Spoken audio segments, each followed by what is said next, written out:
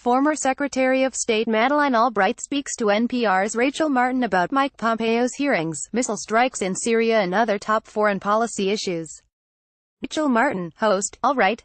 After taking tough questions from lawmakers yesterday on Capitol Hill, it is not clear whether Mike Pompeo will get the votes he needs to become the next Secretary of State. Republican Senator Rand Paul said Pompeo's hearing only solidified his opposition to Pompeo's nomination. And at least two Democrats on the Senate Foreign Relations Committee have suggested they will block his nomination. For his part, the current CIA director tried to shake the suggestion from critics that he's a military hardliner who doesn't understand the value of diplomacy. On Iran, Pompeo said he doesn't want to get rid of the nuclear deal, just improve it. And he promised to fill key vacancies at the State Department and help the agency, quote, get its swagger back. We are joined now by a woman who understands well the job that Pompeo is vying for. Madeleine Albright served as the U.S. Secretary of State under President Bill Clinton from 1997 to 2001. She also has a new book out now titled Fascism, A Warning. Madam Secretary, thank you so much for joining us this morning. Madeleine Albright, good to be with you.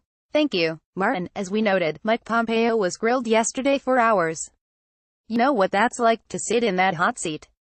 He was asked about everything from the Iran nuclear deal to his personal relationship with President Trump.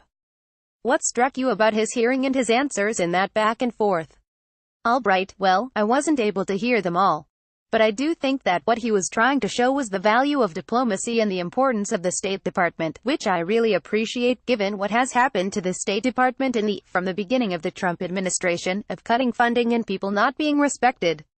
I think that part was encouraging. I think that we're going to have to see how he sees the policies, if indeed he is confirmed. What I also liked is that he did appreciate the importance of the job as the chief diplomat because we are in dire need of diplomacy. Martin, as has been the case for virtually all of President Trump's cabinet picks, these hearings are of questions about whether or not the nominee can be independent and give the president information he might not want to hear. No different in this hearing. We've got a clip here of Bob Corker. He's the chair of the committee. He is talking about turnover in the administration. Soundbite of archived recording. Bob Corker, many strong voices have been terminated or resigned. That's why I think it's fair for our members to ask whether your relationship is rooted in a candid, healthy, give-and-take dynamic, or whether it's based on deferential willingness to go along, to get along. Martin, Rex Tillerson famously had a hard time developing a relationship with President Trump. What do you make of Mike Pompeo's ability to manage up, so to speak? Albright, well, I think it depends on how confident he is in his own views and his role. I hope that he does, in fact, do what is supposed to happen, which is the duty, is to provide independent views and that they are received in a way that they are appreciated. Part of the issue here then also becomes, what is the role of John Bolton in terms of the meetings that take place? And how much does he elicit different views? And that, Pompeo or whoever is in that job has a chance to present the views because that's the responsibility. So from everything that one can see, I think that in fact, Pompeo strikes me as somebody who thinks that he can do that. But I think we'll have to see, and how the whole kind of project of having different cabinet members, secretaries in the principals meetings, feeling that it is their responsibility to present different views, while, in fact, John Bolton tries to figure out what to present to the president. Martin, as you note, the State Department has suffered a lot of cuts under the Trump administration. There are a lot of key vacancies that have been just left unfilled. Mike Pompeo says that he's going to fix that. But are you convinced that it will even matter if he wants to? Is the State Department, as you see it, an important part of the agency constellation in the Trump administration? Albright, well, that's the question.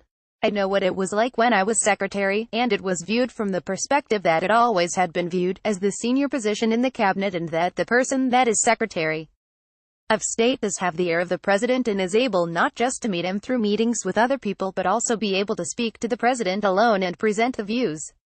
I do think that it would make a difference if, actually, there were diplomats in the State Department. And discussions are obviously about the big issue with North Korea. The fact that the main person that was dealing with North Korea in the State Department has left, that is a problem, that we have no ambassador in South Korea and that, generally, the place is empty.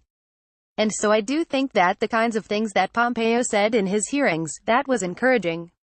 The question, though, continues to be, how much will the White House insist that X people be there? And we've already seen a number of people leave the National Security Council because Bolton has asked them to leave, or they've decided to leave. So those are the issues that I think are troubling. Who's there? Martin, let me ask you, you are one of the rare American politicians to have met face-to-face with Kim Jong-un's father. What is your advice for the Trump administration as they plan this summit with North Korea? Do you think it's a good idea? Albright, well, I think diplomatic talks are a good idea. They're not a gift. They are the way you talk to people that you disagree with. But it does require preparation. We did an incredible amount of preparation. And that's what worries me, is that all of a sudden, if it is a meeting between the two leaders, both of whom have a tendency to kind of say exactly just what the latest thing is on their minds, I do think there needs to be a lot of preparation.